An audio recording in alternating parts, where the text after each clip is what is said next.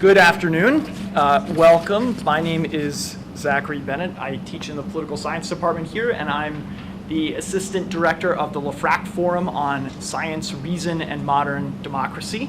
On behalf of my colleagues, it's my pleasure and honor to introduce our speaker, Dr. Jordan Cash, whom I suspect might be known to many of you here since he is an assistant professor of political theory and constitutional democracy in this very college, James Madison College at Michigan State University. He is the author of The Isolated Presidency, published by Oxford University Press, and Adding the Lone Star, John Tyler, Sam Houston, and the Annexation of Texas, published by the University Press of Kansas. He is also the co-editor of 2 forthcoming edited volumes, and his work has appeared in a variety of academic journals and popular websites. Prior to coming to Michigan State, he was a lecturer at Baylor University, where he was the founding director of the Zavala Program for Constitutional Studies and a postdoctoral research fellow in the program on constitutionalism and democracy at the University of Virginia. Dr. Cash's lecture today is titled The Isolated Presidency. Please join me in welcoming him. Well, thank you very much, Professor Bennett, and to the LeFrak Forum for having me. It's a great pleasure and privilege to be here with you all, and of course to be here at my home turf here at James Madison College in Case Hall. And so for those of you who are Madison students, I hope you'll enjoy the talk and then consider taking my presidency class in the fall to give you some insight into what that class might be about. So, as Professor Bennett said, today I'm talking about my book, The Isolated Presidency, on sale now on Amazon. And you can even get a coupon code for 30% off. Although I will say right now it's cheaper on Amazon. But wherever, it's available for you. But of course, I can say that, I can show you a nice cover and a nice discount code, which none of you are taking pictures of right now, because it's going to go away here in a minute. But that doesn't really tell you, well, why should you buy this book? That's a fair question. Well, the reason you should be interested in this is because I take a little bit of a different approach to this question of how powerful is the American presidency. So there are lots of different approaches to this question of how powerful is the American presidency. And scholars generally have taken some different approaches. Some would say that really it's not about the presidency at all. It's about the individual in office, their political talent, what Richard Neustadt calls their power to persuade. So it's really about the president more than the institution itself. As Woodrow Wilson once said, the president is able to be as big a man as he can. That's one way scholars have looked at this. Other scholars have said it's really not about the office, but it's not even about the man either. It's about their place in what they call political time, right? Just external conditions. Do external events allow for strong uses of executive power? Or are they more constrained? Is the president with the zeitgeist of the times, we might say? Or are they pushing against the grain of history? Both of these approaches are perfectly legitimate. They help us understand the presidency. They're useful. But I think there's another way, and one that really goes to the core of the office itself. And that is to look at the Constitution.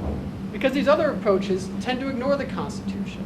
They don't see it as really that important or that useful in thinking about when it comes to presidential power.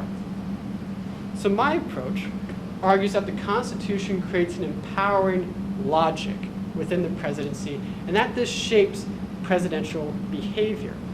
Basically, the Constitution provides a baseline of authority that all presidents can draw upon, regardless of their political talent, of their relationships with Congress or their parties, whether they're popular, regardless of external events, institutional arrangements, all these things. That the consistent thread across all administrations is the Constitution, the presidency's constitutional authority itself. But you might say, okay, that's great. Article 2 of the Constitution, whatever, that's fine. Why should we care? Well, I would say there's several reasons we should care. That this issue of what can presidents do has a lot of contemporary salience for our current politics. So when we think about it, we'll really look across time. Since 1980, in the 44 years since 1980, 32 have had divided government, where the presidency and at least one house of Congress were controlled by different political parties. Okay? We've also seen increased party polarization. And of course, depending on the 2024 elections, we might be heading into another 2 years of divided government. So these recurrent periods of divided government, along with party polarization, really raise the question of what can presidents even do? Right? What can presidents do on their own? Because we might look at the upcoming election, and I know everybody's concerned who's going to win. It's going to be Biden, it's going to be Trump. But we might say, well, if their parties don't control Congress, what does it matter? What can they do? If Biden wins and he's faced with a Republican House in 2025, is he really going to be able to do anything? Same thing with Trump. If he faces a Democratic Senate in 2025, can he do anything? Well, my book and my argument would say, yes, they can do quite a lot. But it's based on the constitutional baseline here. And specifically that we need to look at presidents who were isolated, who were stripped of all those other institutional supports that they might otherwise use, that political scientists say is often necessary for presidential success. So I say we need to look at what I call the isolated presidents. But of course, who are the isolated presidents? Well, I say there are 3 criteria which define presidential isolation. One, they're unelected. So they don't have popular support. They don't have that public support that is often considered necessary. In these cases, they don't even have an electoral mandate. 2, they're facing divided government. They don't control Congress. In these cases, we'll see that opposing parties controlled both houses of Congress. So they can't rely on legislative support. And making it even more complicated, we can look at cases where the presidents are opposed by a major faction of their own party. So they don't even have partisan support. So these big 3 things that political scientists and historians often say is necessary for presidential success: public support, legislative support, party support. Strip that all away. And what are you left with? I would argue you're left with only that constitutional authority, that baseline of power that the Constitution provides. And so if we can see presidential success when all these other supports are stripped away, we might see that the constitutional presidency actually has a fairly robust source of authority, a robust ability to still be successful in achieving their policy goals.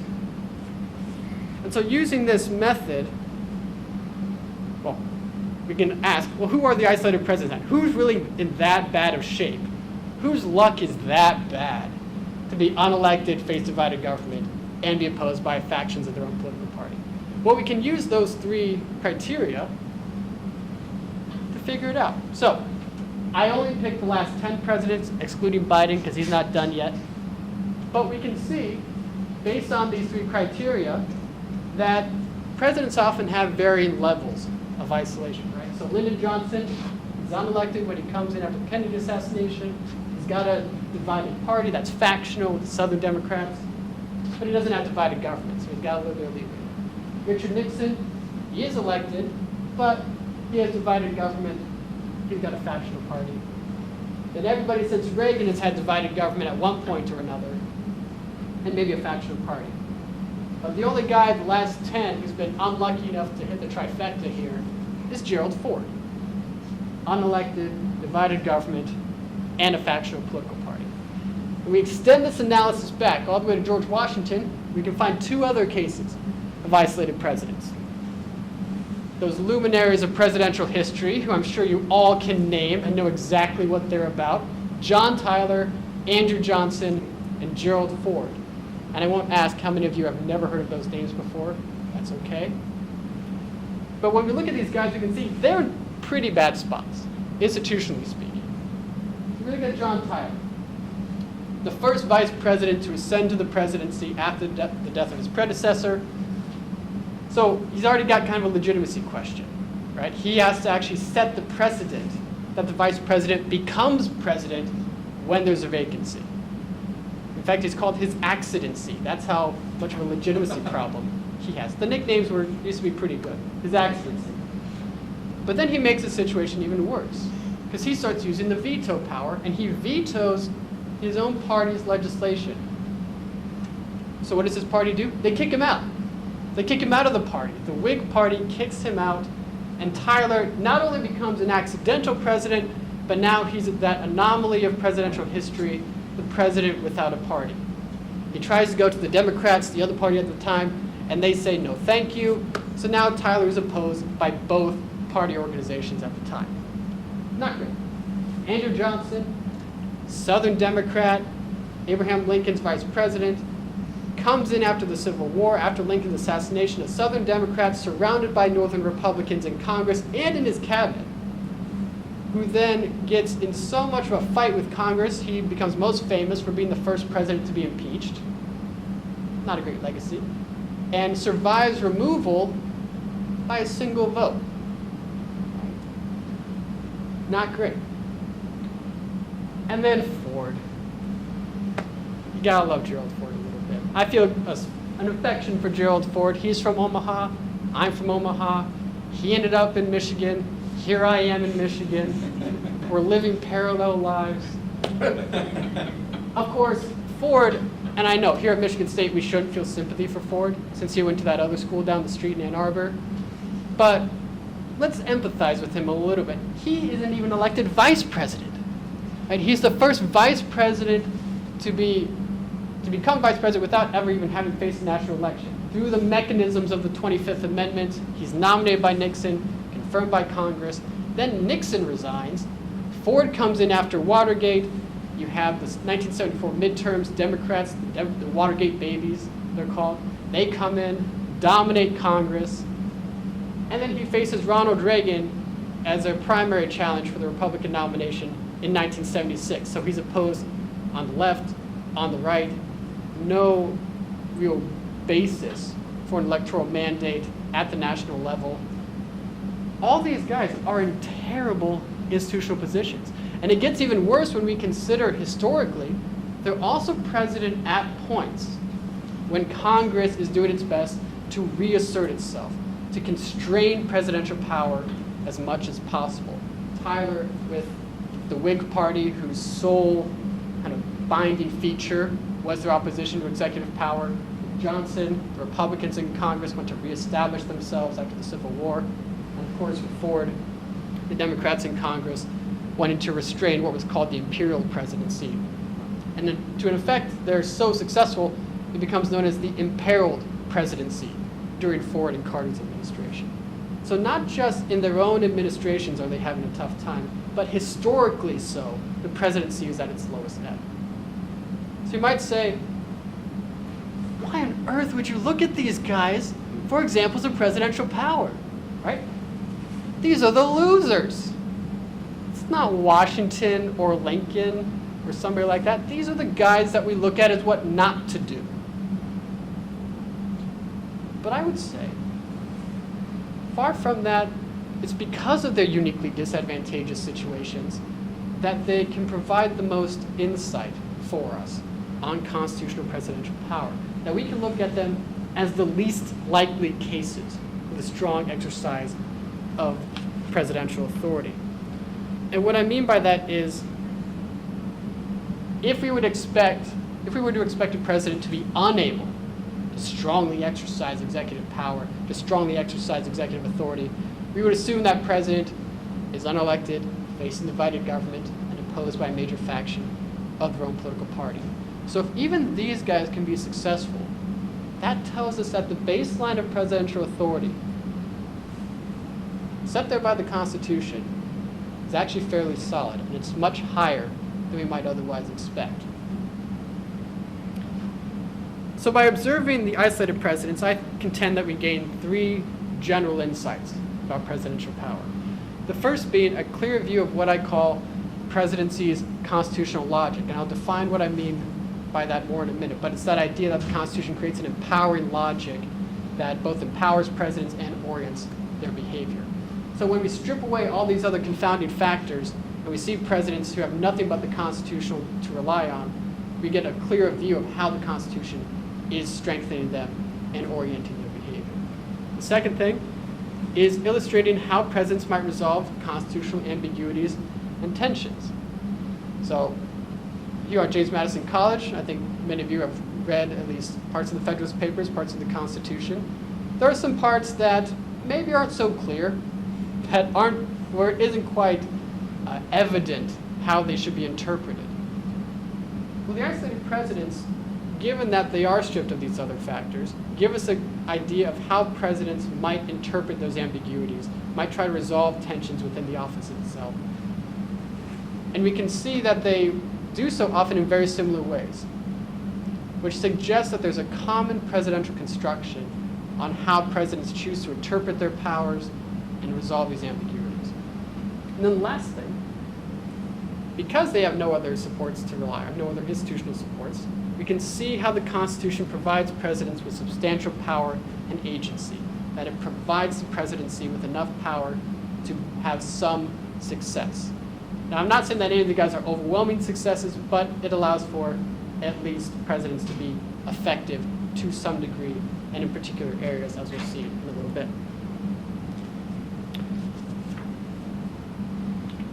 So all that said, what's next? Well, okay, first I'm going to try to explain what I mean by constitutional logic. I keep throwing around that phrase. It's best to define it so we can see then clearly how it affects the way the isolated presidents behave. And that's the next thing. Once I describe the constitutional logic, we'll see how it's exhibited with the isolated presidents. So what is the constitutional logic? I define the constitutional logic as how the attributes, structure, duties, and powers of an office interrelate to influence an office holder's behavior. Okay. Now I want to make a few things clear about that. First, it's not policy prescriptive. I'm not saying that the constitutional logic orients presidents to pursue particular policies. As we'll see from Tyler, Johnson, and Ford, they had wildly different policy agendas, right? And they operated at very different points in history. So it's not about the policy itself, but the manner in which they pursue the policy. Okay? What are the tools in their toolbox, and how are they using them? And we'll see that they use them in very similar ways. That the Constitution structures the executive to have a particular function. I think this is an important thing to remember, that the framers of the Constitution, when they set up the system of checks, of separation of powers and checks and balances, it's a functional separation. I would almost go so far as to say we really should talk more about separation of functions than we do separation of powers. That each institution is meant to bring certain attributes, certain methods of operation that together form a functional government. Which leads me to this next point: the constitutional logic is not unique to the presidency. I would argue that all of our institutions, the presidency, Congress, we go further, the Senate and the House, the judiciary, they all have their own kind of constitutional logic. And during the question and answer, if you want to talk about that, I have some ideas on what that looks like for other institutions. But for now, we'll just focus on the presidency, because that's hopefully the next book, is figuring out the other constitutional logics for those institutions. But all that said, it's not policy prescriptive, it's not unique to the presidency. Each branch is structured in a particular way to bring certain attributes to the fore and is empowered to make sure those attributes are actually expressed in governance, to have an effective and functioning government. And for the presidency, I see the presidency as providing 5 different attributes to the national government: energy, responsibility, national perspective, longer temporal horizon, and stability. And if you read through particularly Hamilton's Federalist Papers on the presidency, 67 to 77, we see he explores a lot of these. And that the executive is structured in a way that brings these attributes out. So if we look at energy, Hamilton famously in Federalist 70 talks about how you need a single executive to bring energy. And we can see why that would be. That if you want an institution that's able to act quickly, to respond to emergencies, to be able to execute the law in an efficient manner, it's best to have that be a single person. Because they're not going to deliberate, they're able to act, and act quickly. If you want deliberation, that's what Congress is structured for. Right? We have a lot of people who are there to debate. But a single executive is going to provide that energy that's necessary for a functional government. And even throughout the Federalist Papers, Hamilton and Madison are talking about that all the time. We need a national government with energy, we need with energy. Then you get to Federalist 70 and Hamilton says, by the way, that energy provided by a single executive. But along with that, you also have responsibility. That a single executive is going to be more responsible to the people than if you had a plural executive or several people in charge. If the executive makes a bad call, you can hold them responsible. If they make a good call, you can reward them. Right? A single executive has that attribute of keeping the administration of the law responsible. It's kind of the idea that Harry Truman has, the buck stops here. That's just a good summary of responsibility in a single executive. The president is responsible for the actions of his administration. The national perspective comes out of the national selection process, but also the possibility of re-election. So when we have a national election, as we're coming up onto one, we can see how this works, right? Even with an electoral college, candidates are oriented to want to win as many states as possible. And as we are a large continent spanning extended republic, that means a good candidate, a successful candidate, is going to need to appeal to the nation as a whole. I think Biden's election in 2020 is a great demonstration of this. Right? Not only did he keep all the traditionally Democratic states safe, he won some of the swing states, he made inroads into regions that Democrats hadn't won in a while. He wins Georgia, he wins Arizona in the Southwest, he even wins Nebraska District 2, which typically doesn't go for a Democrat. But it shows Biden, and of course he wins Michigan, and all those states that Trump had won in 2016. So it's this effort to have a national coalition that can win here in Michigan, that can also win in Georgia, in Arizona, in the 2nd District of Nebraska, as well as win in New York, California, these traditional Democratic states. And then, of course, re-election, a president wants to stay in office, so he's again oriented to think and act nationally. He wants to expand his coalition. He doesn't want it to be an even tighter race next time, and he wants to win. So there's an orientation for the president to, again, act nationally in order to secure his re-election. Longer temporal horizon, a similar aspect. Presidents are oriented to think over the long term. And having 4-year terms, as well as the possibility of re-election, persuades them to do that they can take risks or do something that's unpopular early in their term with the hope, or perhaps the intention, if they know what they're doing, that things will turn out better by the time they come up for re-election, or that they just know is going to be better in the long run, 10 or 20 years down the road.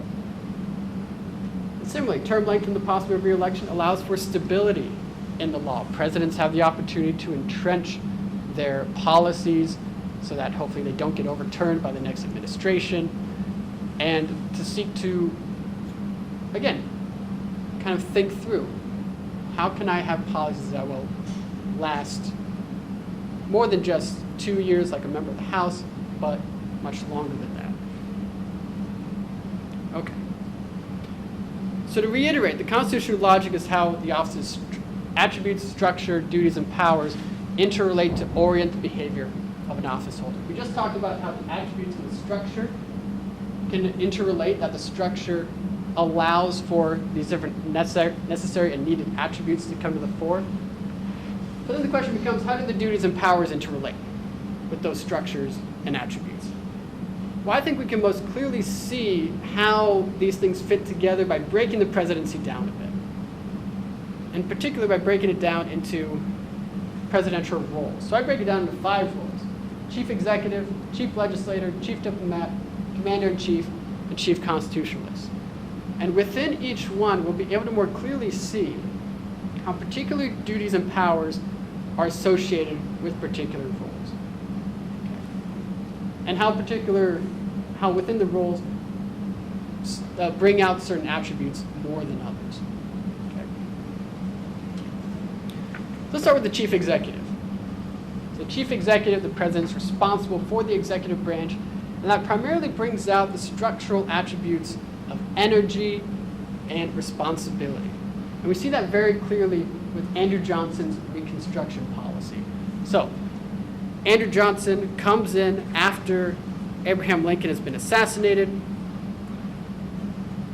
The Civil War is over, so now the big question is, what do we do with the South?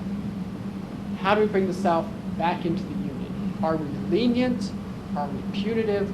What do we do? Now, Johnson favored a more lenient approach. Let's get the South back in as quickly as possible. Republicans in Congress, not a big fan of that plan. They wanted to be much more punitive. And so Johnson tries to kind of get around that. So the first thing he does is he appoints trusted subordinates who agree with his constitutional, political, and policy vision. People who, on the ground in the South, will implement presidential reconstruction the way he wants it done rather than congressional reconstruction. Okay, so that's responsibility. An administration that's responsible to him. But he also demonstrates structural energy because Congress, so Lincoln is assassinated in April 1865. Congress is out of session. They don't come back until December 1865. So Johnson uses that time to act quickly, to act decisively, to get his Reconstruction policy implemented as quickly as possible. So by the time that Congress comes back into session, there's already a policy on the table and it's already being implemented.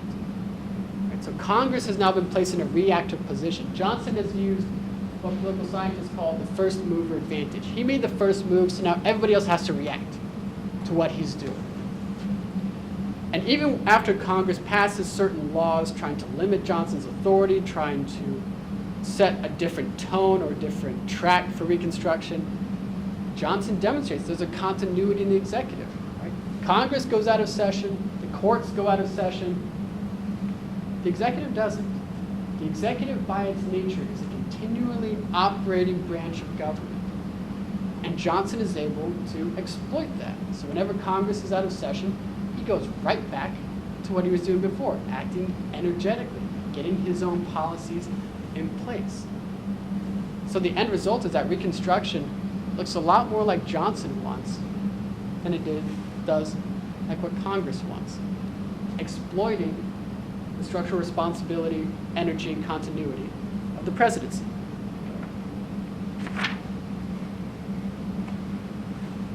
As chief legislator, you usually don't think of the president as kind of a legislator, but the Constitution does give the president legislative roles here at the beginning and at the end of the legislative process. So at the beginning of the process, the president has the duty to give Congress information regarding the state of the union. Because you usually probably think about it, right? He gets up, gives a big speech, everybody, half the room cheers, half the room boos, it's a whole thing. But that serves a certain purpose. You want the national perspective of the president to be brought to Congress, because he's also duty-bound to make recommendations to Congress. So Congress is going to hear the advice, the recommendations of the only officer in government who has that national perspective, who is oriented to look at the union as a whole. And also the guy who's implementing the laws. So you might expect that he knows how things are going, how the laws are working out, and if there might need to be adjustments or changes. Then at the end of the process, when Congress has passed a bill, it goes up to the president, he either signs it or he can veto it. So he again brings that perspective, that national and long-term perspective, to bear on legislation.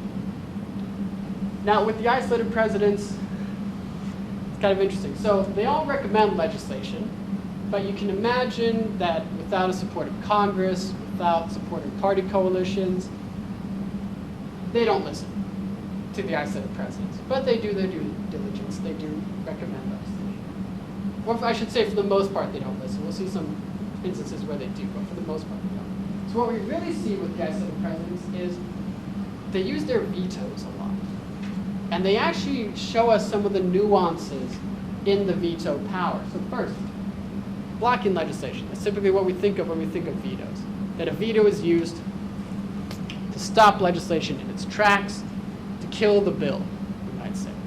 Tyler, excellent demonstration of this. He kills the entire Whig economic agenda. They want a national bank. He says no. They kick him out of the party. He still says no. They want internal improvements. He says no. They want tariffs.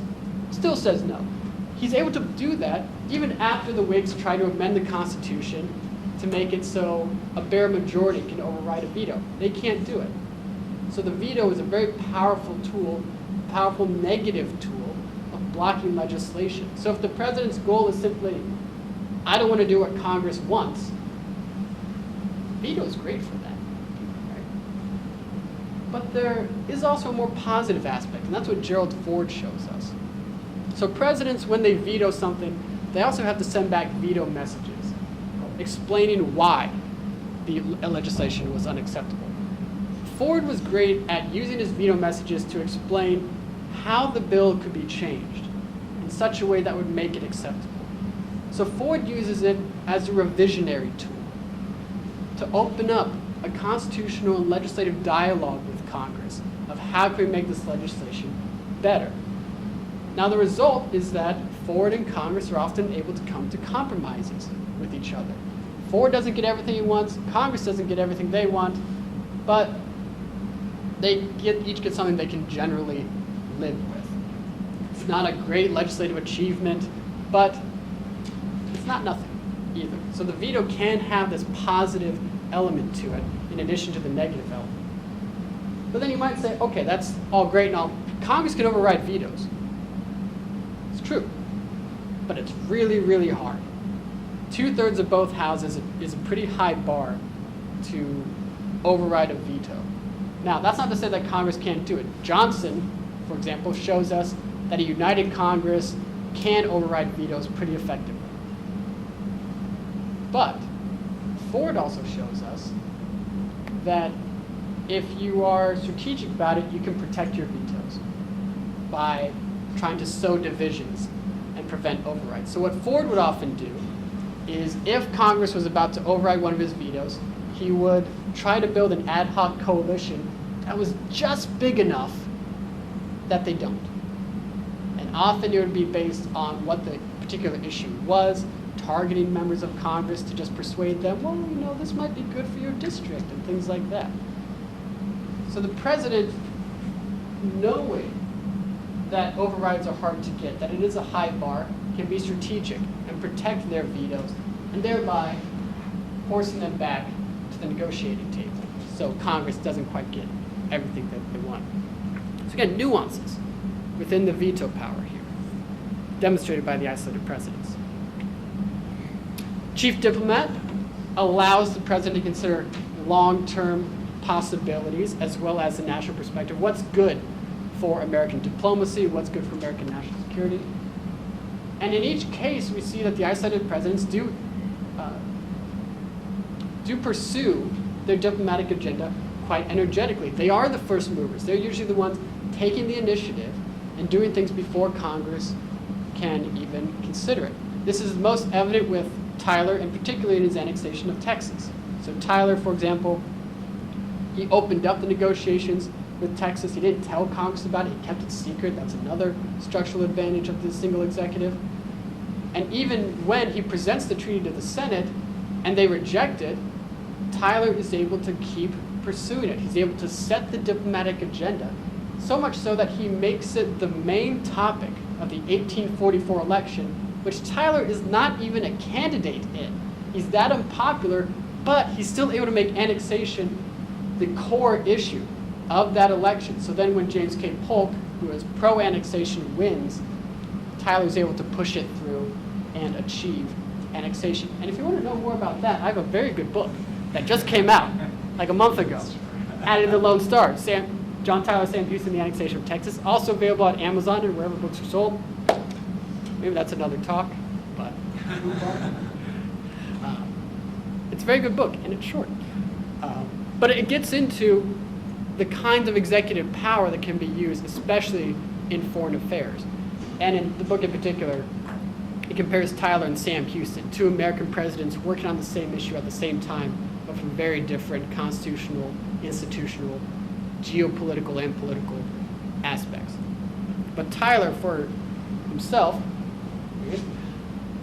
he's able to show that even an isolated president can still have a lot of authority diplomatically in foreign affairs.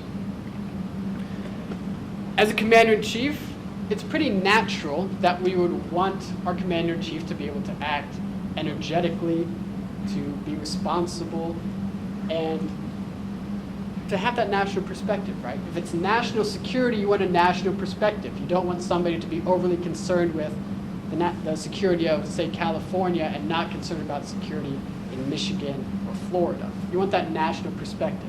And that's what we get with the isolated presidents, that energetic action along with the national perspective. So Ford demonstrates this very well.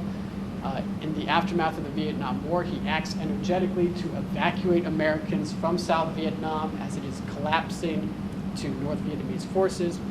And then later on, when the Communist government of Cambodia captured the USS Mayaguez, kidnapped its crew, or captured its crew, Ford is able to act, again, energetically to send in a force to rescue the ship, rescue its crew, despite Congress kind of resisting both the evacuations and the operation, wanting to kind of slow down and really get out of Southeast Asia altogether. But Ford is able to pursue these military operations.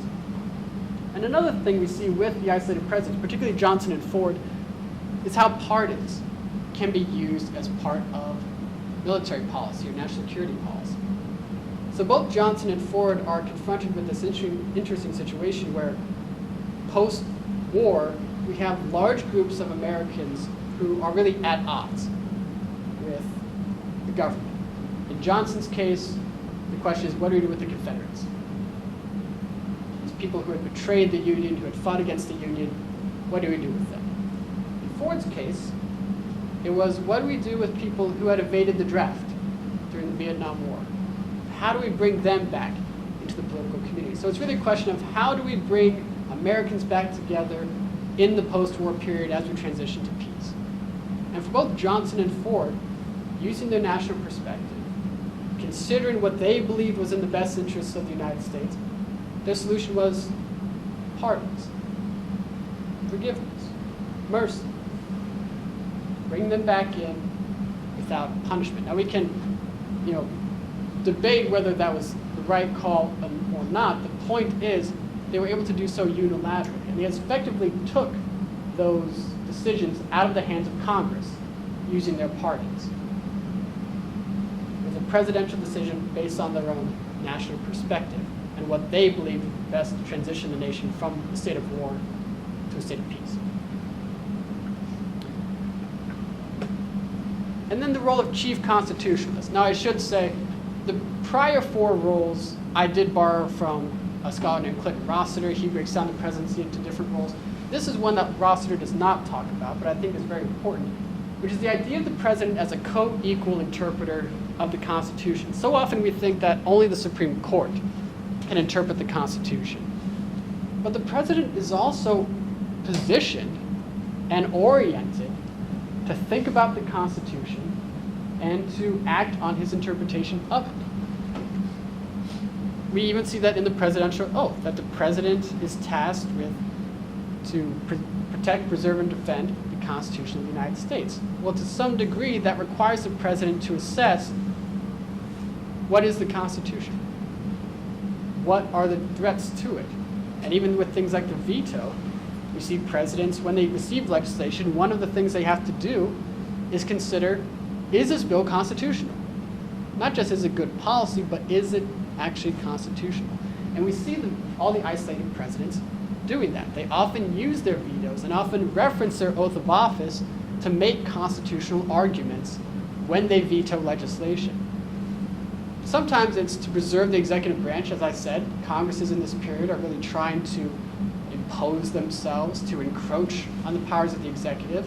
So part of it is the president simply defending their office, which is one of the main reasons the president has a veto. But we also see the presidents in their vetoes sometimes defending other institutions, like the judiciary or the principle of federalism here. So it's not just the vetoes are used to defend the presidency, but the president is positioned to look after the entire constitutional system as a whole and to veto legislation which might be a threat to parts of that constitutional system. And indeed, some of these vetoes really read like Supreme Court opinions. It's almost president as a kind of, well, president as constitutional interpreter. I was about to say judge, but that confuses things. But in addition to vetoes, we also see in this role that presidents have an interesting relationship with the judiciary. Now, on the one hand, yes, it's obvious because presidents appoint judges, they appoint Supreme Court justices, but we have to consider how much of an impact presidents can have on the judiciary. That appointment power really does allow them to shape the judicial branch, to appoint judges and justices who agree with their constitutional vision, with their commitments on an interpretation of the Constitution. And we see that with Tyler and Ford, that each of them had one Supreme Court appointment. John Tyler appointed a guy named Samuel Nelson at the end of his term. Ford appointed John Paul Stevens. And I think it's particularly significant because between the two of them, Tyler and Ford served in the presidency for about 6 years. Right? They don't even make up 2 whole terms. The guys they appointed collectively were on the court for 60. Both of their Supreme Court appointments were still on the court when the presidents died. That's a really influential effect these presidents can have, especially if they're just as author landmark Supreme Court opinions or constitutional law opinions like John Paul Stevens did. In fact, Ford once said in a letter in 2005, not long before he died, that he would allow his whole presidency to be based on his appointment of John Paul Stevens. Now, I don't know what you all think about John Paul Stevens. I'm sure you all have very strong opinions on a justice that retired in 2010. But again, 1977 is when he left office. This guy was on the court until 2010. But again, the point is the long-term effect these presidents can have through their appointments, the effect they can have on constitutional law through that power, through their constitutional power. Then we have pardons, too. That pardons in some ways can act as checks on the judiciary. And of course, the most notable pardon, perhaps the most famous pardon in American history, is Gerald Ford pardoning Richard Nixon after Watergate. We once again see that constitutional structure, this constitutional logic at work here. Because Ford comes in, at this point quite popular. The pardon ruins his popularity. But Ford comes in and he's trying to consider, how do we move the nation past this scandal that seems to strike at everything Americans hold dear about their system? And he decides that the best thing for the United States over the long term, for the nation as a whole, is to pardon this former president who most of the country thinks is a criminal. And Ford takes a lot of heat for that. But that's his judgment, and the pardon allows him to bring that judgment to bear. And notably, too, part of Ford's argument is not just about the national scale of this decision, but also a consideration of individual rights. Because one thing that Ford says in his pardon message is that he's worried that Nixon will not be able to get a fair trial, that things are so heated that there's no way there could be an impartial jury to consider the alleged crimes of Richard Nixon. So it's not only the president as considering the nation as a whole, the long-term health of the republic, but it's also the president considering an individual's constitutional rights to a fair trial. We see both of those things together in Ford. And notably, Ford, after he makes the pardon, as I said, it ruins his popularity. Congress is very upset. Congress wants to pass a constitutional amendment that would allow them to override pardons like they override vetoes. Ford becomes the first president since Abraham Lincoln to testify before Congress to defend himself. And again, noting this connection between the executive and the judiciary, Ford actually leverages the Supreme Court opinion to support his use of the pardon power. There's an old case, I believe from 1910, called Burdick versus United States. And Ford points out, 1915, excuse me. Ford points out that in the Supreme Court decision, the court said you could offer a pardon, and the acceptance of a pardon would be an indication of guilt. And so for the rest of his life, Ford said, whenever somebody would come and say, how could you pardon Richard Nixon, Ford would keep that provision of Burdick versus United States in his coat pocket so he could show that to him, that I'm completely legitimate within my constitutional authority, according to the Supreme Court, to pardon Richard Nixon in the way that I did. So again, not only that the president can influence the judiciary, but they can utilize the court's role as an interpreter of the Constitution to support their own uses of constitutional power. All right, so aside from those 5 roles, I think we can also see several general patterns of behavior that cut across the 5 roles. The first being the influence of institutional perspective. So each of these presidents changed their views in some way once they became president. Tyler, as I mentioned before, he'd been a Whig, he'd been very opposed to executive power, then he becomes president, and it turns out being president's pretty neat. Executive power is pretty cool, and so he's going to use it. Right? He does a complete 180. Ford later on reflects, so Ford had been the House Minority Leader, and I think he describes it exceptionally well, where he said when he was in the House, they would look at the presidents up in the White House and say, these guys are dictators, they're always trying to tell us what to do. They don't understand how Congress works. And then he becomes president, and he looks at Congress. These people are completely unorganized. They can't get anything done. They can't get their act together. They need somebody to go down there and tell them what to do. Institutional perspective. When you're in the House, you're going to operate a particular way because you're oriented to. You become president, your perspective completely changes, and now you're oriented in a different way. It really gets to what James Madison says in Federalist 51. The interests of the man must be connected to the constitutional rights of the place. The isolated presidents bear that out.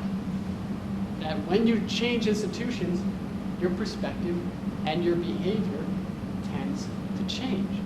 So that's why you shouldn't be surprised if somebody running for the presidency says, oh, I'm going to respect Congress and I'm going to be deferential and not use executive power, and then they become president and they don't do that. They're not geared to. The office isn't designed for that. And that's what the isolated presidents appear to bear out here. Another thing we see is the advantage in agenda setting. The energy, the capacity to act is evident in a variety of areas. I mentioned Johnson with Reconstruction.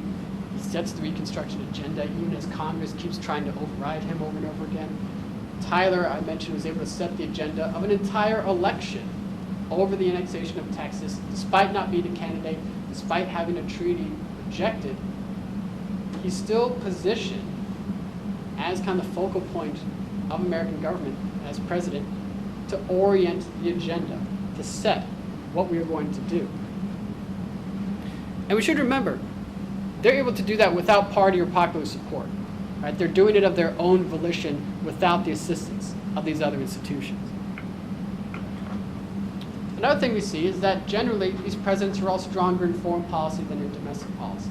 So there's an old theory in the literature called the two presidencies thesis, which basically says that presidents are generally going to be more successful in foreign policy than they are in domestic policy. But typically that's only looked at post-World War II. What the isolated presidents show us is that it's not just kind of an accident of post-war, how presidents act post-war, but it actually might be ingrained in the Constitution, that the Constitution, in the way it gives the president different powers, gives it more powers in foreign policy than in domestic policy. And it's not just a post-war phenomenon, it goes back to the beginnings of the Republic. And so we see with the isolated presidents in domestic policy, for the most part, they can only act negatively. Block legislation, come to a compromise with Congress, things like that. In foreign policy, though, annexing Texas, Johnson buys Alaska.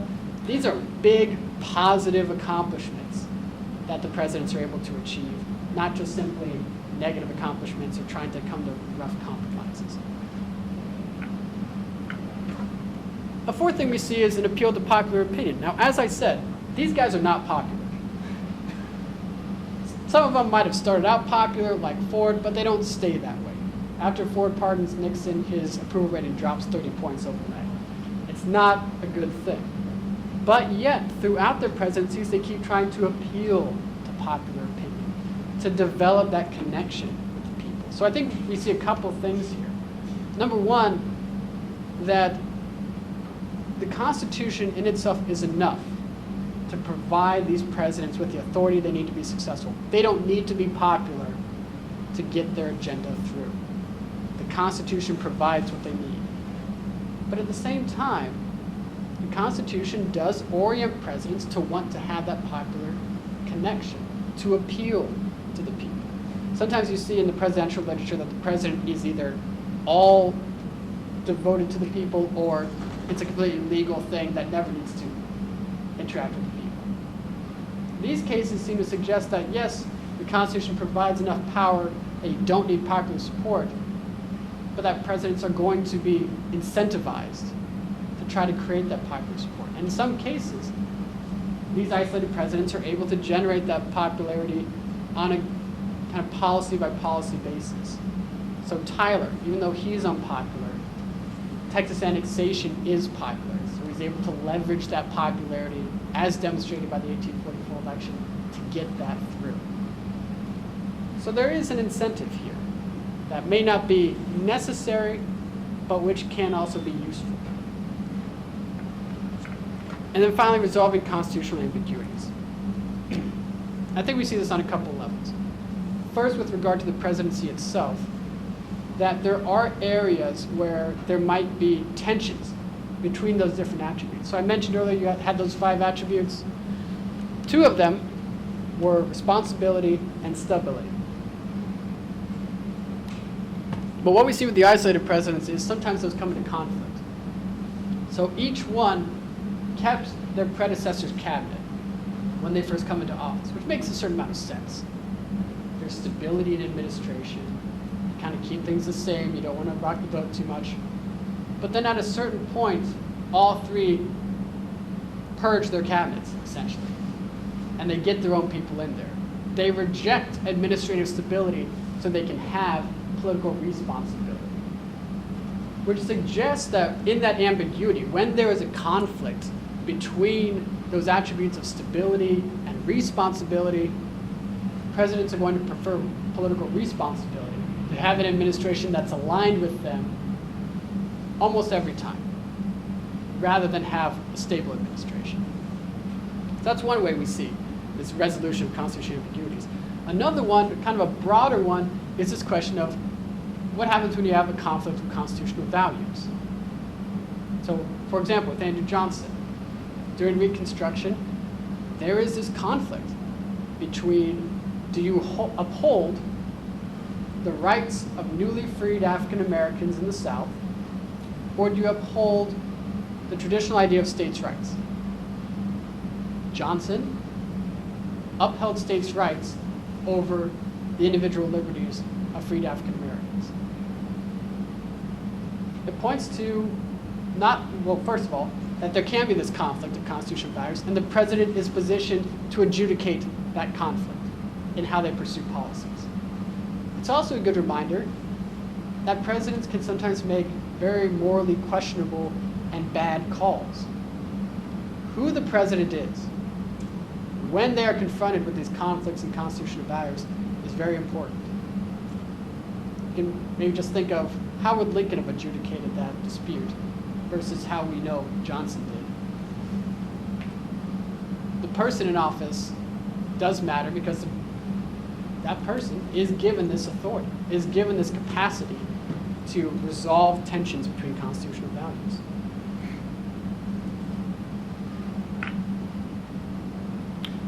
So, in conclusion, we see that the isolated presidents demonstrate that the presidency has a strong baseline of power created by the Constitution, and that contrary to much of the evidence on the presidency, a president's success is not totally reliant on these external factors of popularity, congressional support, party support, or even internal things like personal talent, or things like political time. But the Constitution creates a baseline of authority that's available to all presidents, regardless of their institutional situation and regardless of even their own political talent or external events. We can also see that this opens up avenues for future research. So some of you who may be looking at senior seminars or looking at grad school, you're thinking, what might I write on as a dissertation idea? Well, I would say one thing methodologically you can do is try to strip away confounding factors. Try to isolate some of these institutions and see how do they operate when they're by themselves. In this case, the isolated presidents help us isolate causation. You can see the Constitution allows for these empowering mechanisms within the presidency. On a more theoretical level, as I mentioned before, I think the constitutional logic can be found in our other institutions, Congress, courts. You could look at the states, right? Or even in a comparative context. Wherever there's a written constitution, I would say there's probably some form of constitutional logic at work in how those institutions are operating. In fact, last year, I wrote a short essay for Law and Liberty talking about French President Emmanuel Macron, and because this is apparently what I do now, it turned into basically the constitutional logic of the French presidency a little bit. I didn't use the phrase, but that reading back over, like, no, that's exactly what I was doing. And I reference Hamilton and all this stuff. So it turns, halfway through, it turns into Federalist Papers about France. But that, I think, shows you this can have a wider application than simply the presidency or even American national government. There are a lot of possibilities with this of kind of drilling into and trying to figure out how do constitutions actually work and shape the behavior of office holders. And finally, as I briefly mentioned at the beginning, I think the isolated presidents can serve as examples for what contemporary presidents can do. So let's just look at our current incumbent and his both predecessor / challenger, Donald Trump and Joe Biden. So both of them have a popularity problem. Donald Trump lost the popular vote. He had low approval ratings. Joe Biden, historically low approval ratings right now. Both had divided government. Both had party coalition problems. Donald Trump fighting with Paul Ryan and Mitch McConnell. Joe Biden with folks like Joe Manchin and Kyrsten Sinema. Now Sinema's no longer even in the Democratic Party. These are isolating conditions. I wouldn't say that either Trump or Biden are isolated presidents, but they have isolating conditions. So if either one came to me and would say, Cash, what should I do? Who should I be like? I would say, Mr. President, don't try to be FDR. Don't even try to be Reagan. Look at Gerald Ford. Look at John Tyler. These guys are much closer to your situation than Reagan or FDR, or if you want to go back, Lincoln or somebody like that. They can provide a better example of what kind of constitutionally derived actions you can take when you're facing all these different obstacles, when you're isolated from traditional political supports. So again, I'd say the isolated presidents help us not only understand historically what the Constitution is, how it shapes the presidency, but can serve as a model for what our current presidents can do. Thank you.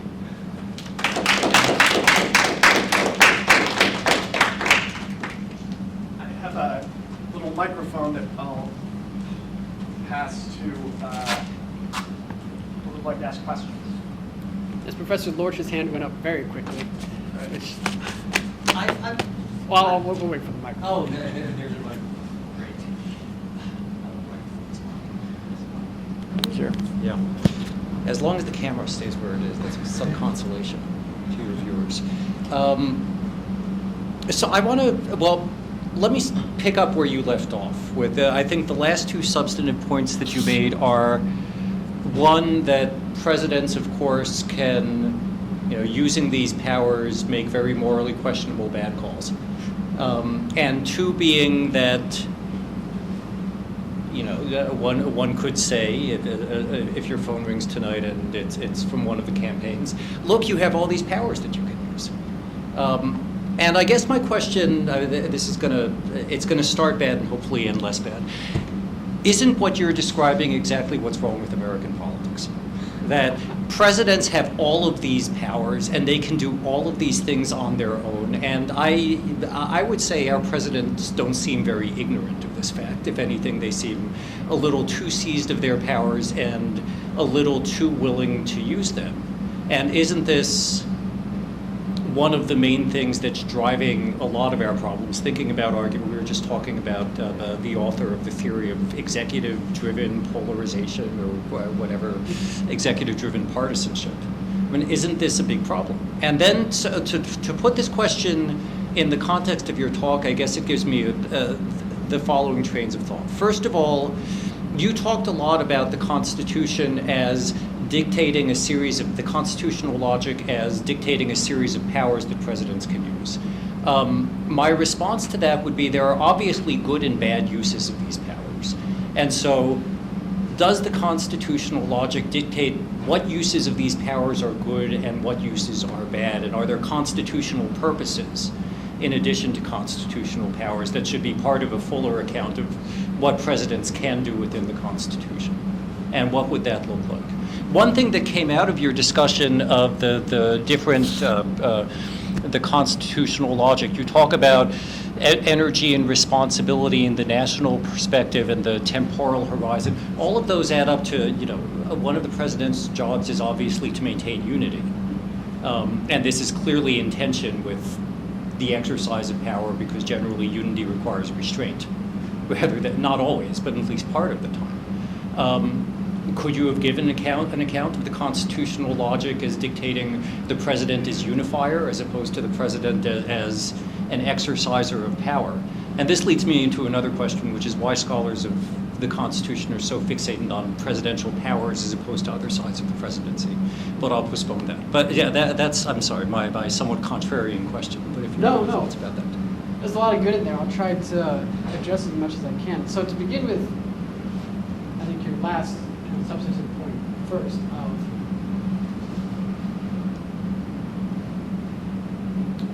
does the Constitution have certain purposes that presidents are directed to fulfill? I would say yes. And most of them are in the preamble. Mm-hmm. That basic list of this is why we have the Constitution in the first place. We're in the Constitution to establish justice, promote domestic tranquility, all these sorts of things are a kind of directive of this is the purpose for which we have this Constitution. So in creating the government, when you use your powers, you should be directed towards these ends. Right? Now, I don't think the Constitution, like I said, the constitutional logic is a policy prescriptive, so I don't think it also has it doesn't really say how to do that. Here are the powers, and within this structure, you're oriented to pursue these things. And to a certain degree with presidents in particular, this is what Hamilton talks about in Federalist 72, that in pursuit of re-election, a president should be oriented towards the public good, because that's the way you get re-elected, right? That his ambition is going to be institutionally funneled in such a way that he'll act for the public good, because if he acts for the public good and the public are helped, they'll re-elect him, and his ambition is sated or promoted, and the more ambitious he is, and the more he'll try to get re-elected, and it kind of has a feedback loop. Hamilton has this phrase of his avarice would be a guard upon his avarice. He's going to be hungry for glory and fame. And he gets more famous by the more good he does. So he'll do more good, is the logic. So I think that's the way the Constitution kind of sets it up. But again, it doesn't explain how to do it. So you have a guy like Johnson, for example, and the way he sees, my example of the guy who makes bad or morally questionable calls in his policy, from his perspective, he is doing that. If federalism, states' rights, as he understands it, is a key part of the Constitution, then he would say that's how he is protecting the ends of the Constitution. What Johnson doesn't seem to recognize is that, and what Republican Congress is doing with the 14th Amendment, is that the understanding of federalism has changed. that individual rights may be of a higher good, constitutional good, than states' rights. But I would say, you ask him and you read his defenses of himself, he says he's the true protector of the Constitution. So it leaves, again, it's this difficult thing of it's not self-executing, it's not self-enacting. It does have to do with people who are prone to make bad decisions and be flawed. But that's when the other institutions, I would say, are supposed to come in. And they kind of do with Johnson. The problem is they don't apparently do enough to overwhelm how he uses his executive power to get his own policies in. So that's to your first point, or your last point. The first point, remind me, was that just about how presidential power is the problem now anyway, so why am I feeding the fire? Are you throwing gasoline on a fire? Yeah. Well, I think part of the issue with our contemporary politics and with understanding presidential power generally is we don't understand how it works constitutionally. And it's led to, we don't understand that the baseline is actually higher than what most people think it is. Right? So we end up with these arguments by, say, Terry Moe and William Howell have this book, Relic, they have another book now on populism, where in both cases they say, the problem is the Constitution creates a president that's too weak. So we need to give the president more power. And I would agree with you. I'd say, well, that's not the problem. In some ways, this is directed at that and say, the problem, well, the Constitution doesn't create a weak presidency. It creates quite a strong presidency. And if we don't understand that, then we start misdiagnosing the issue. And if we think that, oh, well, the presidency is so strong, but that wasn't what the founders intended, so all we need to do is just get back to the original Constitution. Well, that's not going to solve the problem. I think there's a very strong argument that the modern presidency, which so many people say, oh, that's FDR in the 1930s, creates the modern presidency, and that's led to what we have now. But there's a lot of continuity, I would say, between the constitutional presidency, the traditional presidency, and the modern presidency. So if we don't understand that, and then we say, well, the president's too powerful, what can we do? If we don't understand that a lot of that's bound up in the Constitution itself, we're going to end up trying to either do things that are unconstitutional, which I think is going to create more distortions in the system and just make things worse, or, like I said, it misdiagnoses the problem. And when it comes to presidential power, I think what we kind of see with these guys is that Congress does place limits on it. And one of the things that I hope to do next will hopefully address this problem much more. Because one idea I have is to completely flip it. To say, okay, I've looked at presidents who have nothing. Let's look at presidents who have everything. Who are popular, who have congressional support, who have party support. How are the other branches, or even the states, or the bureaucracy, how are they positioned by the Constitution to place limits on presidential power? So, I'm afraid I don't have a perfect answer for that yet, but I think there is an answer to that. That the other branches also have a constitutional body, oriented towards the public. And that part of that orientation might be, hey, check the president, override his vetoes, impeach him when it's clear that he's doing something wrong. But I think right now, we have a completely skewed perception of what actual constitutional authority is, and therefore how these presidents and members of Congress behave, that we don't even have a clear conception of who's supposed to be doing what. Does that answer your question? It did a remarkable job. I just ask a very quick follow-up. Sure. Would you say that the constitutional logic of the presidency also dictates that presidents, as far as possible, should not be polarizing figures? Since this is something that's just the thought of the president not only as a powerful figure, but also as a unifying figure. Yeah, I think there's definitely incentive to do that. I think the national selection process and possibly a re-election incentivizes presidents as much as possible to be unifying figures, because that's how they get election. That's how they get their love of, feed their love of fame, as Hamilton would say. But I do think the framers, or at least some of the more far side of the framers, recognize that you might not be able to have the kind of unanimous thing like Washington or James Monroe. So I'm thinking particularly of a speech from, I think it's July 24th in the Constitutional Convention, where Gouverneur Morris, who, if you don't know who Gouverneur Morris is, he's hilarious. You should look him up. He has a peg leg, and there's a great story about it. So I'm just going to tell the story. So Gouverneur Morris, he lost his peg leg, and nobody's quite sure how. My favorite version of the story is that he lost it when he was escaping from his mistress's house when the husband came home. But then apparently he was in France during the French Revolution, and they're kind of like rocking his carriage and stuff, and he pulls out his peg leg. How dare you attack one who has sacrificed for liberty? That's not what you did. But Gouverneur Morris has this speech on July 24th, and he's one of the main architects of the presidency, where he says, as much as the founders, we all say, oh, they didn't believe in political parties. Well, Gouverneur Morris basically predicts how the party system develops. He says, in every society there are two parties. And in this one will develop around the executive, and one will develop in opposition, and the leader of that opposition will always try to take out the executive so they can be president. So in a way, and Morris at least seems to anticipate there's going to be a party system. The president's going to be part of it. The question then becomes, how much can the president unify, recognizing that there is going to be some opposition? And I do think the natural selection process and the possibility of re-election orient presidents to do that. We've seen some presidents be remarkably successful at doing that, even relatively recently. You forget, 1984, Reagan won 49 out of 50 states. And he only missed Minnesota by like 0.14%. And then at Christmas time, this is a good Reagan story. They said, well, Mr. President, what, did you get everything you wanted for Christmas? And he goes, well, Minnesota would have been nice. And he's like, oh, that's so funny. I think it's funny. I don't know.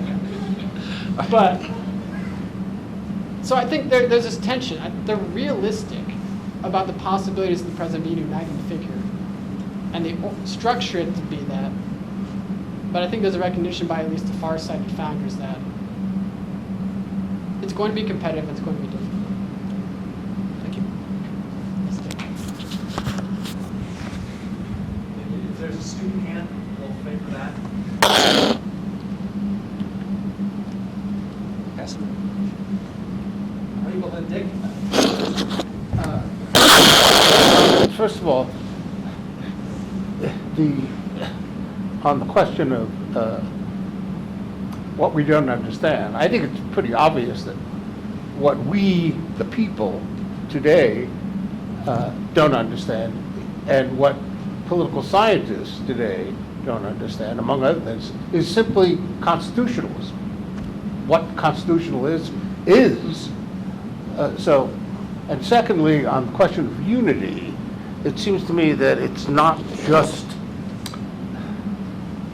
that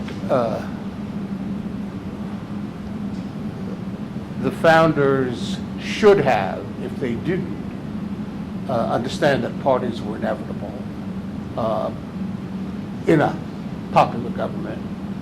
But the issue of unity cannot be separated from the issue of what kind of unity. Unity for what? So, I mean, the bare, you might say, the bare pursuit of unity for the sake of unity is, in politics, not always, and perhaps in the most important cases, never enough. So, and I'm thinking not just of the Civil War, but I'm thinking of Roosevelt, thinking of Jefferson. When you think about at least Lincoln and FDR, they were among the most hated presidents at the time. Yeah. And I don't mean that Lincoln was just hated by the South. Anyway, this is my question for you. It's not clear to me what kind of claim you're making for your method. And let me put it this way. It's really nifty that you thought of the idea of looking at these three presidents. And it is a very powerful device, it seems to me. But I would raise this issue. Suppose there were no such presidents. You had nothing to look at, except the Constitution, the founding documents, and so on. Couldn't you, if you understood those things rightly, couldn't you deduce what you deduce by studying the isolation? I mean, in other words, I'm not saying this isn't a useful exercise, but is it a necessary exercise? Are you saying that this is not just a useful way of studying the presidency, but a kind of necessary way of studying the presidency? Because I'm not persuaded that it is. Well, I think you're right that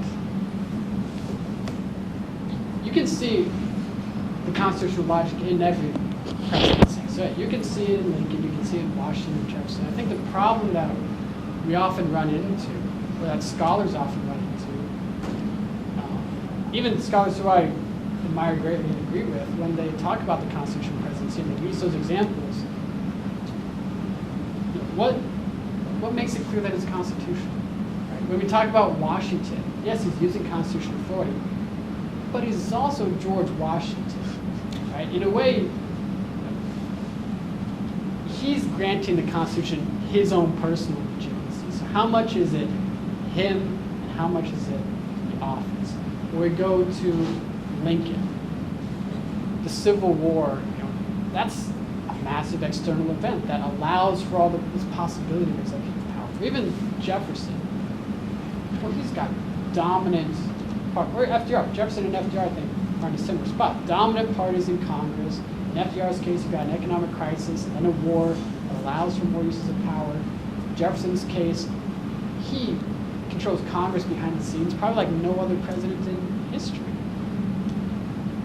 So it raises the question of how much is it that the Constitution allows these presidents to act this way, or that they're just that good, or external events allow for these uses of power. And so that's my concern when we look at kind of the big name presidents. The ones that everybody looks at is you might always attribute their success to something else, to their popularity, to how they ran Congress, to their parties.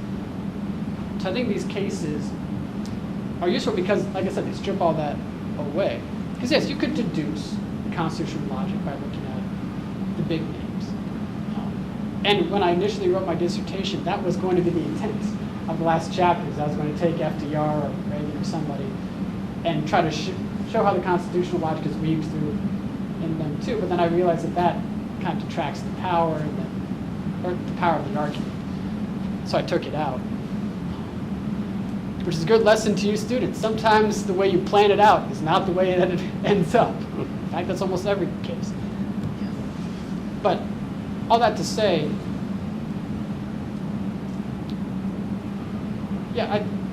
this is a useful method, and I think it's necessary to combat the accusations of, well, that's not actually constitutional. We just need somebody as talented as FDR, or somebody who can be a great communicator like Reagan, and then we'll get a successful president. I think that's my main argument for why this is necessary. Can I take it another step? Sure. Because as I was listening to you, I said someone might react to what you're saying by saying, well, if what Cass says is true, why has there ever been a bad president or a failure as a president? I mean, a blank failure. And by the way, most people would consider Johnson that way,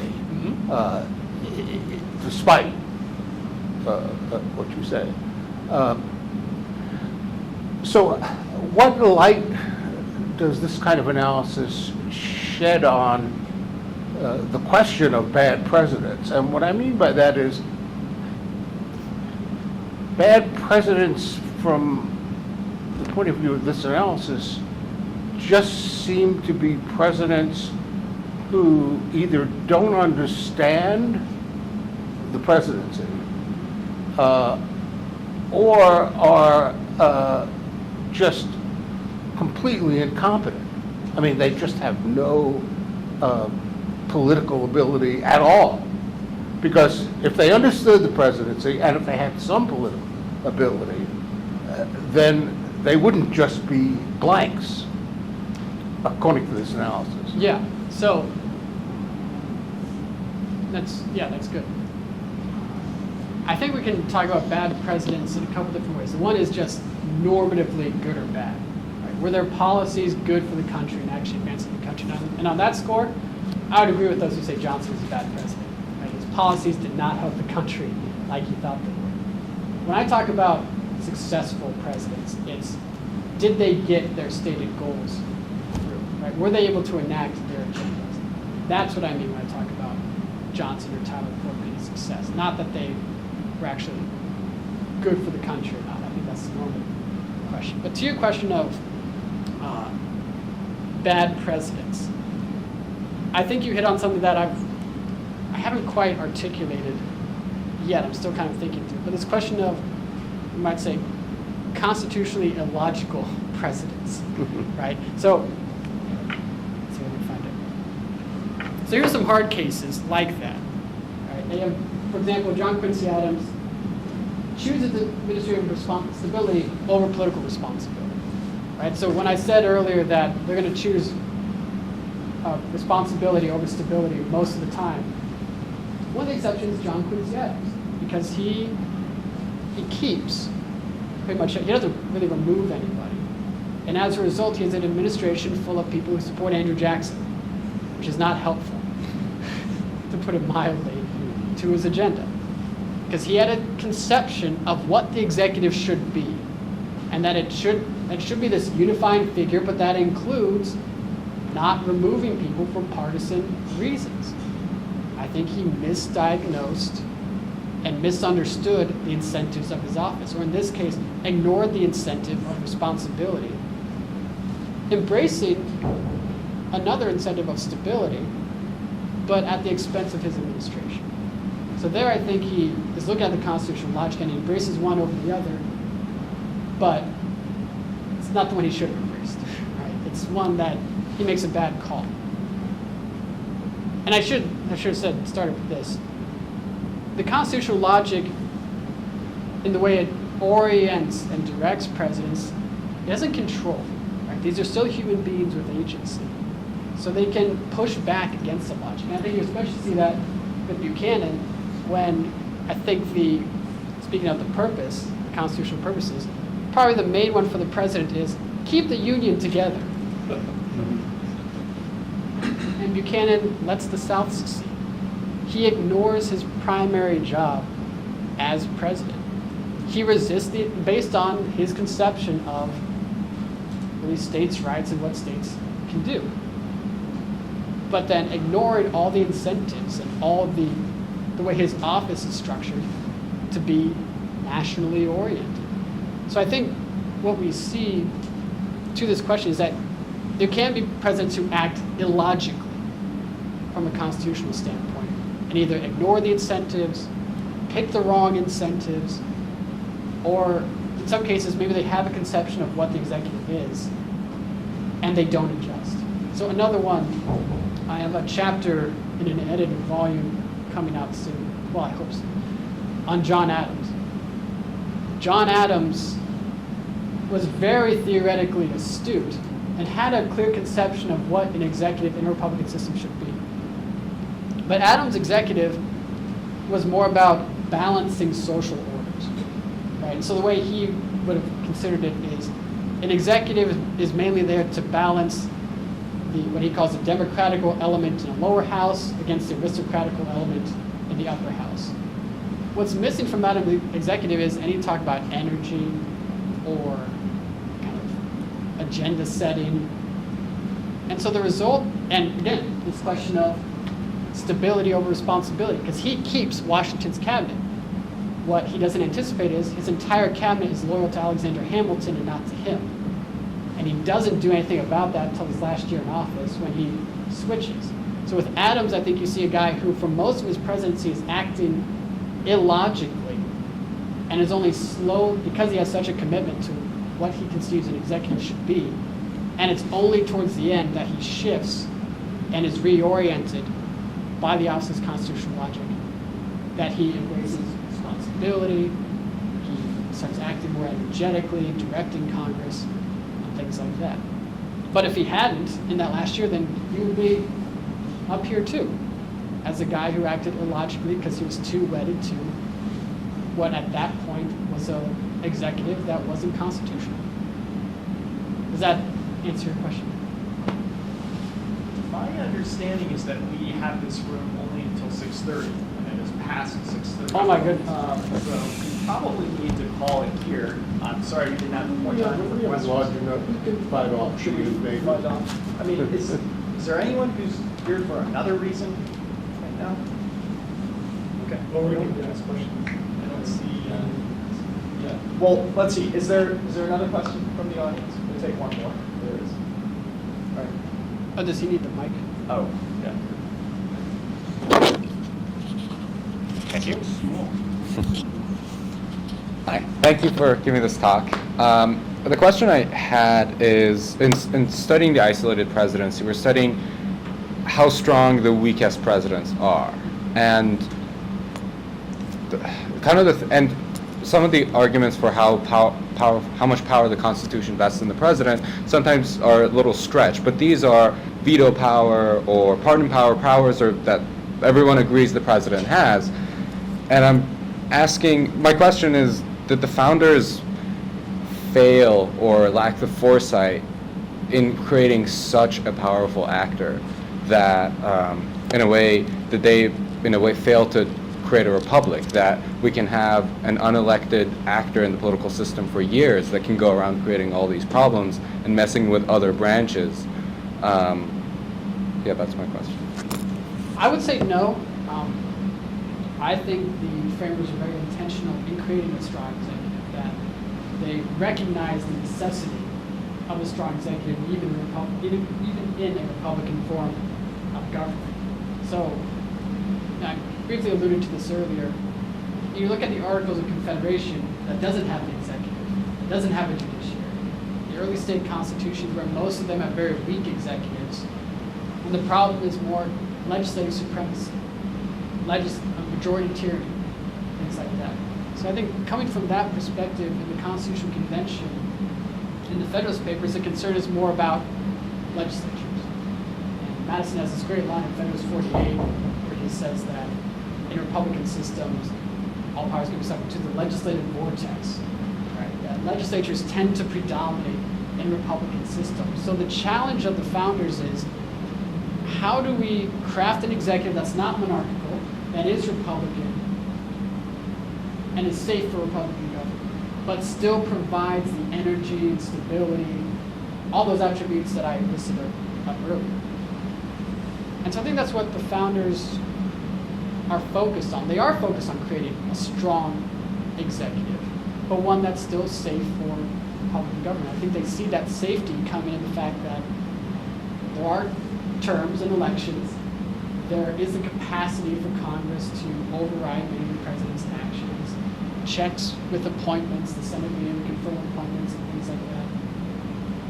So the way Hamilton describes it, or I'm sorry, Madison in Federalist 37, he says the whole goal of the Constitutional Convention was to create a government that has requisite energy and stability, but also is safe for Republican liberty. I think they see the executive as the key part of that. We read through the Federalist Papers, and throughout the first half, Hamilton and Madison say, well, what's the problem with the Articles? It doesn't have energy. It doesn't have energy. We need energy in government to have good government.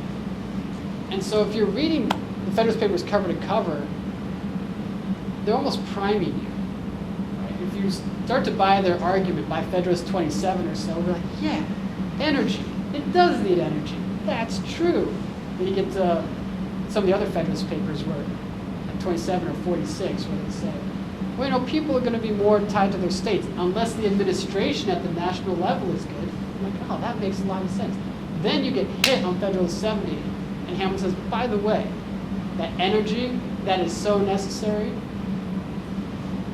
the executive provides that. So if you buy the argument that we need a more energetic government, then you almost have to say, okay, well, a strong executive is actually needed.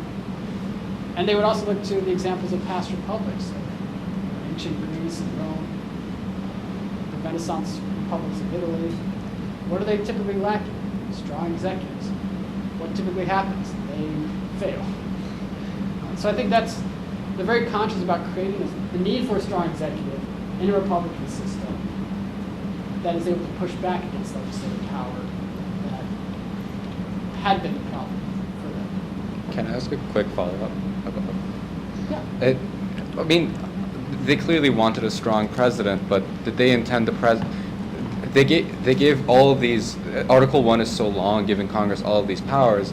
But did they intend the president to be the strongest branch? And the presidency clearly is. And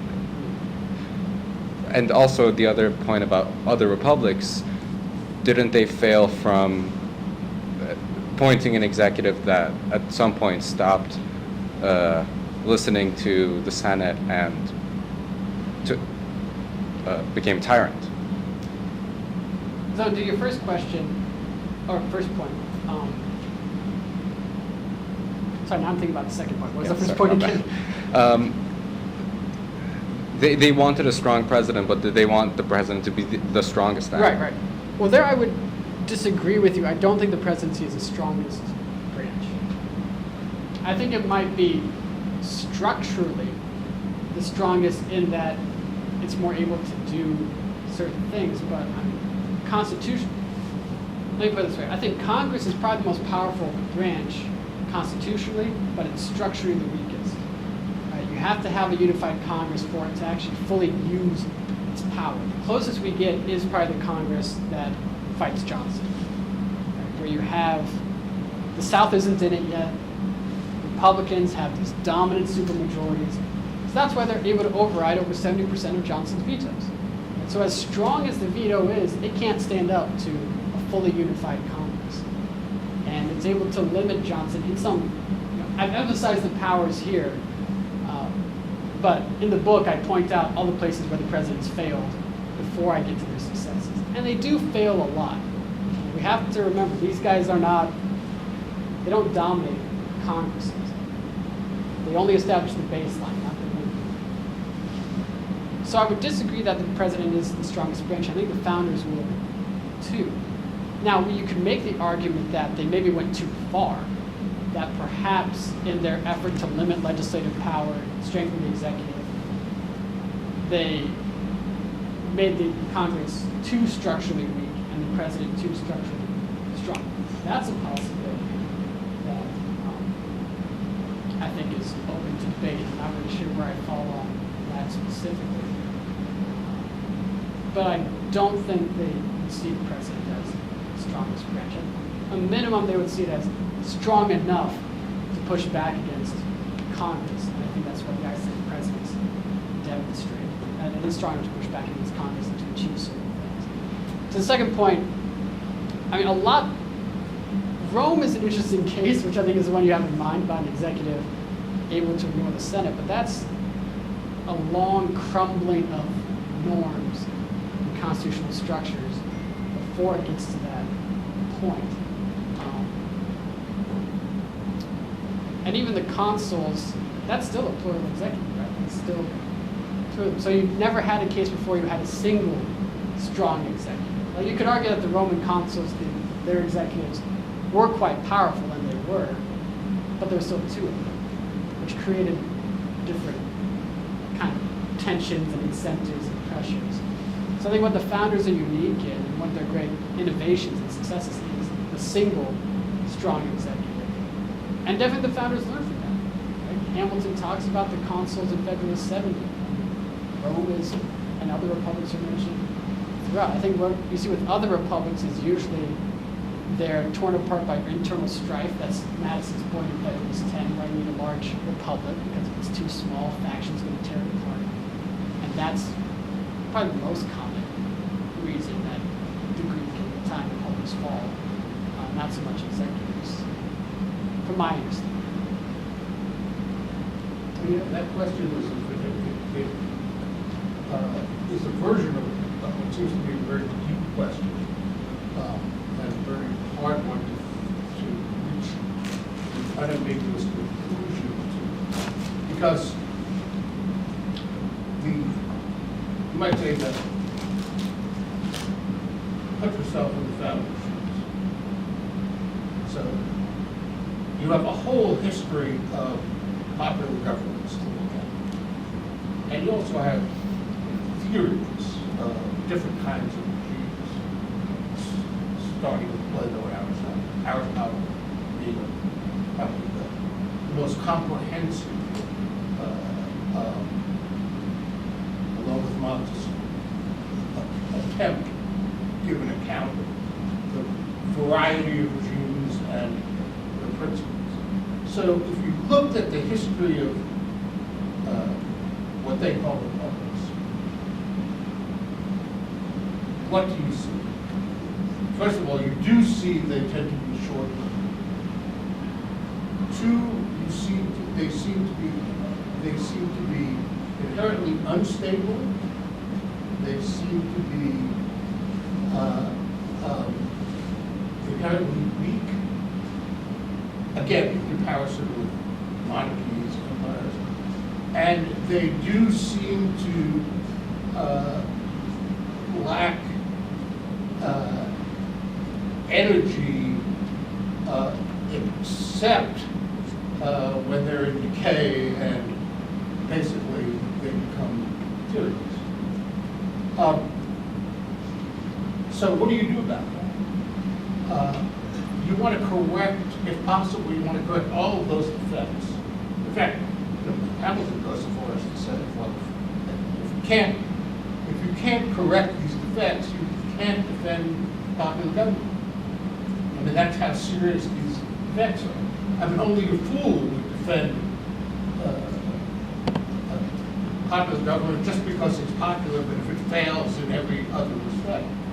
That's a very powerful argument, by the way. We are so assertive that popular government is the only legitimate kind of government that we want to face up to these issues. So I think the theoretical question is something like this. Is it possible to